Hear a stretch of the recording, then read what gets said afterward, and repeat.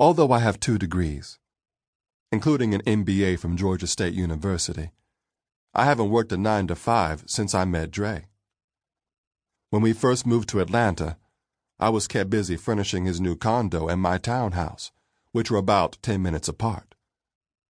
Even though we spent a lot of time together, Dre thought it best that we have separate living quarters. I understood that. I even picked up a few clients for interior design work and then pursued my MBA at night, but didn't tell Dre about it, because he made it clear he wanted me to be able to travel at a moment's notice to attend his road games.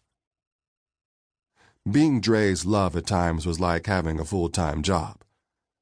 I was responsible for purchasing most of his MBA wardrobe, which meant his suits, shirts, underwear, and ties.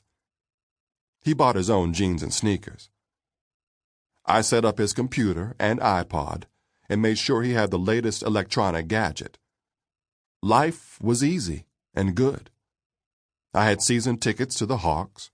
I didn't miss one home game and attended as many road games as I could get to.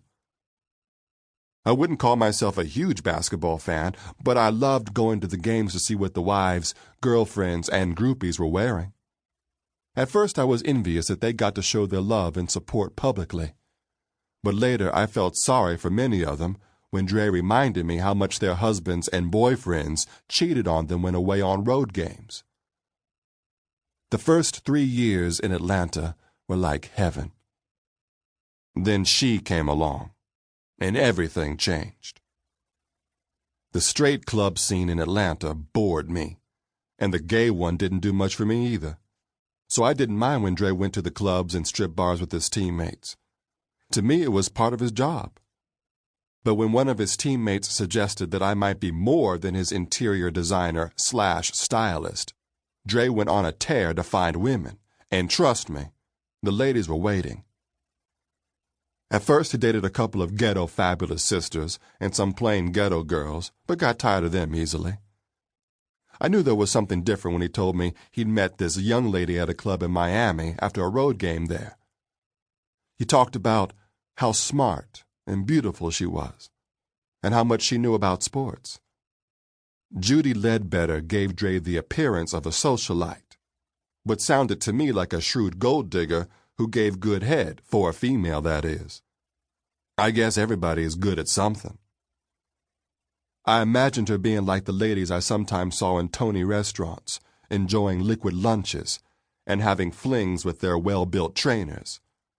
I had no proof this was the case with Judy, but it was my secret wish. Before I knew it, she was doing some of the things Dre had depended on me to do for him, like buying his clothes, planning his vacations, and advising him on what products he should endorse. The difference between her advice and mine was that she did it with a feminine flair, whereas I always presented my advice as one of his boys telling him what was cool.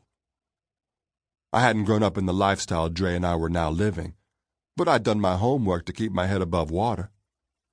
I pored over style magazines like GQ and Esquire. I watched the Fine Living channel daily. I was constantly reading InStyle and Architectural Digest. My design background came in handy when I talked with the builders of Dre's condo about crown molding, marble, and built-in bookshelves. When he built his first house, it was I who suggested the indoor pool and the basketball and tennis courts. As far as I was concerned, nothing seemed to change between Dre and me after he met Judy. I still saw him 4 to 5 times a week, but unbeknownst to me, Dre had other plans that would cause things to change a bit. I showed no reaction when he announced that he was marrying Judy in what was to be one of the biggest weddings Miami's Star Island had ever seen. I'd seen it coming and told myself that I'd hold it together when he broke the news. I wanted to show him I could take care of myself. Needless to say, I didn't attend. Instead, I spent the entire month of June touring Europe on Dre's dime, so I didn't have to endure all the press attention their nuptials captured. When he bought a mansion in Country Club Hills, My design input went unsolicited. Dre had to know my feelings were hurt. So he moved me out of my townhouse and into a bigger house with a pool in Brookhaven and bought me a new Porsche. This didn't make me feel much better, but I took his gifts anyway. If buying me a house and car made Dre happy, then that made me happy. Judy was none the wiser. I understood that Dre needed to be married or have a steady girlfriend to enhance his career with the Hawks and endorsers like Nike, Sean John, and Gatorade. I didn't like it, but I understood.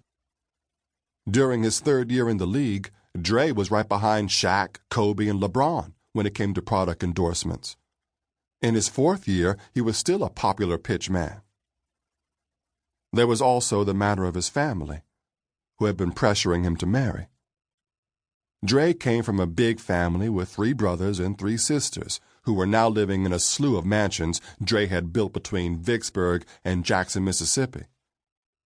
His father, Henry, had quit his job as a construction worker and came to almost as many games as I attended.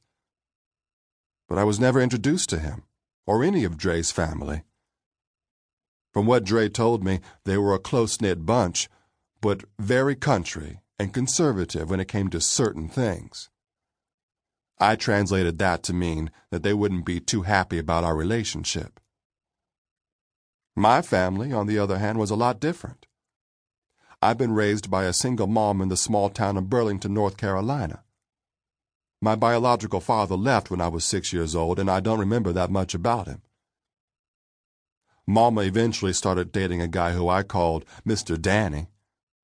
I liked him, but he made Mama cry a lot and disappeared when he got Mama pregnant, and she found out he hadn't divorced his first wife. To keep listening to this audiobook, I've left you a link in the description so you can do it, at no cost thanks to Audible's 30-day free trial.